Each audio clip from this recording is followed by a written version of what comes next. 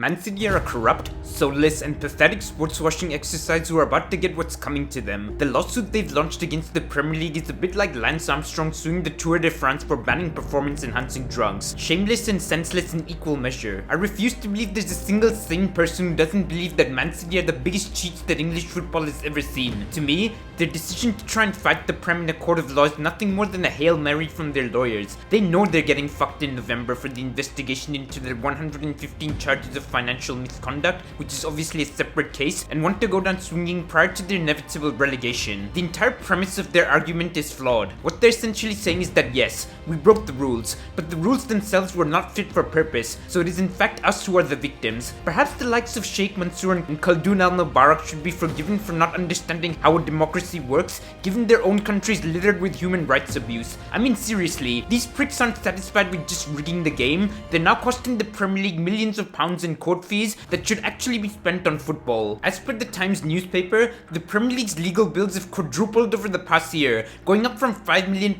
all the way up to 20 million. Make no mistake about it, City, being owned by a nation state, are attempting to win this battle by burying the Premier legal fees as they know full well they won't be able to compete over a prolonged period of time. It's a smart yet scummy tactic, but there's a caveat to it. Firstly, the case will be settled after a 2-week private arbitration hearing starting on Monday, so any attempts to delay proceedings have gone out the window. Secondly, the league's 19 other clubs have been invited to participate in the legal action, with between 10 and 12 of them choosing to step forward with either witness statements or letters of evidence in support of the Premier League's defense. This is key, because the Premier League's democratic system of letting 14 clubs, or in other words 2/3 of the clubs who vote, to implement rule changes could see them come together and opt to boot City out of the top flight. City argued this is discrimination against golf ownership, which is complete and utter bollocks. This has nothing to do with race, and everything to do with wanting a level playing field where rules aren't being broken left, right, and center. Moving on to City's actual argument, it would probably be funny if it wasn't so tragic. They're attempting to put an end to the Premier League's Associated Party Transaction Rules, or ATP as they're called. What this rule entails is that every commercial and sponsorship deal with companies owned or associated with the club's owners needs to be independently assessed to be a fair market value. An example of this would be Etihad. City can't just make up a number and say that the deal is worth 100 million or 200 million pounds based on how much revenue they need to balance the books, and instead the deal needs to be assessed by an independent auditor to determine fair value, which makes complete sense for the integrity of the sport. City, however, claims the rules are unlawful and are seeking damages for income lost over this past decade. Honestly, this could have huge ramifications for the future competitive balance of the Premier League. You can't have super rich owners spending unlimited amounts of money on their infrastructure while nullifying FFP rules by inflating commercial deals. Believe it or not, City are threatening to cut spending on youth development,